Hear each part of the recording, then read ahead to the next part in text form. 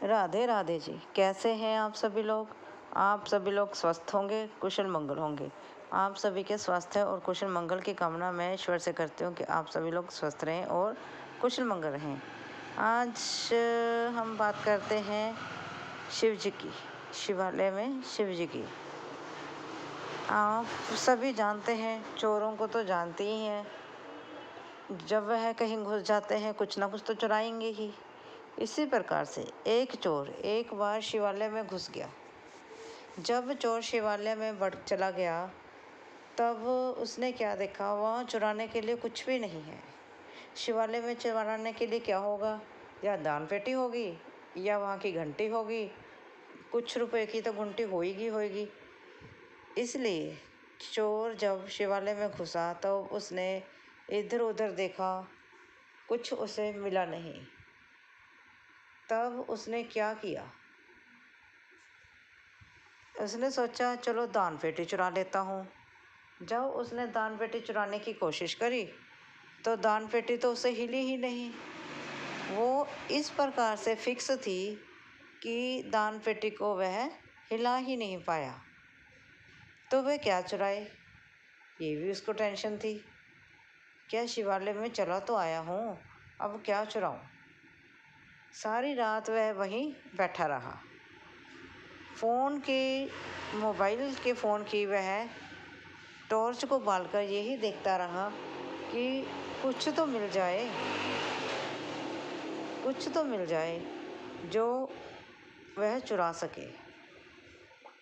यही सोचता सोचता जब उसने देखा कि सुबह होने वाली है, तब उसने देखा कि शिवालय में एक घंटी लटक रही है जो शिवलिंग के बिल्कुल ऊपर है। बिल्कुल ऊपर ही, शिवलिंग के बिल्कुल ऊपर ही लटक रही है। आपने यह स्टोरी बहुत बार सुनी होगी, पहले भी हमारे बड़े बुजुर्ग यह स्टोरी सुनाते थे। तब उसने क्या किया, चोर ने सोचा क्यों ना ये घंटी ही चुरा ली जाए, कुछ ना कुछ तो मिल ही जाएगा इसमें से। तब उसने देखा कि चलो घंटी ही चुरा लेते हैं, 1 दिन का 2 दिन का तो बंदोबस्त हो ही जाएगा। उसने घंटी चुराने की कोशिश की लेकिन वह घंटी चुरा ना पाया। घंटी और चोर के बीच की लंबाई का 1 हाथ का फासले का दूरी थी। जहाँ तक चोर पहुँच पाता था उससे 1 हाथ लगा लो, 1.5 हाथ लगा लो, ऊपर इतनी सी ऊपर थी वह घंटी जहाँ चोर पहुँच नहीं पा रहा था। तब उसने क्या किया, वह शिवालय के ऊपर ही चढ़ गया। शिवालय के जहाँ शिवलिंग स्थापित थे, उसने क्या किया, शिवलिंग के ऊपर दोनों पांव रखे और वह घंटी तक पहुँच गया। जब वह शिवलिंग के ऊपर खड़ा हुआ, घंटी को उतारने लगा, इतने में शिवलिंग में से शिवजी जागृत हुए और वो एकदम ही प्रकट हुए। चोर घबरा गया।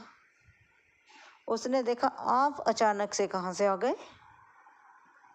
शिव बोले, तुम बताओ तुम क्या चाहते हो, क्या मांगना चाहते हो, क्या लेना चाहते हो।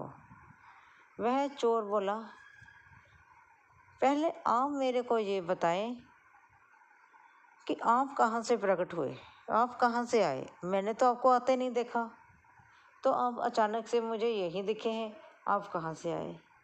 यही दोनों की बहस चलती रही और भगवान भोले ने पूछा कि दुनिया मुझ पर 1 लोटा जल चढ़ाती है, कोई फल चढ़ाता है, कोई फूल चढ़ाता है, लेकिन तूने तो अपने आप को ही मुझे समर्पण कर दिया।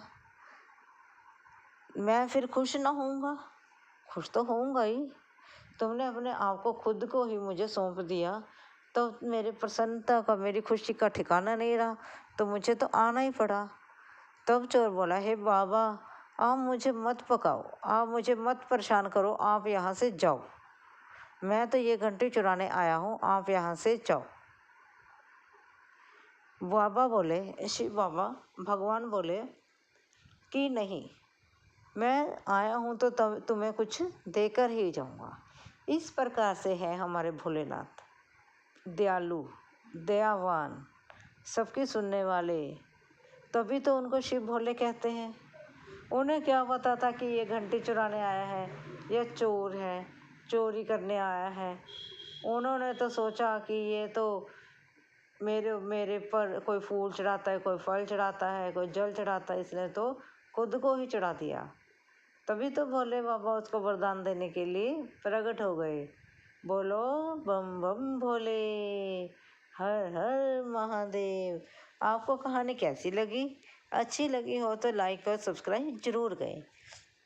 बस एक छोटा सा काम और कर दीजिए, अपने घर की छत पर एक कटोरे में पानी और एक कटोरे में थोड़े से दाने पक्षियों के लिए जरूर रखा करें। गर्मी बहुत बढ़ गई है, पुण्य का काम करें और पुण्य के भागीदार बने। वीडियो अच्छी लगी हो लाइक और सब्सक्राइब जरूर करें। Thank you ji.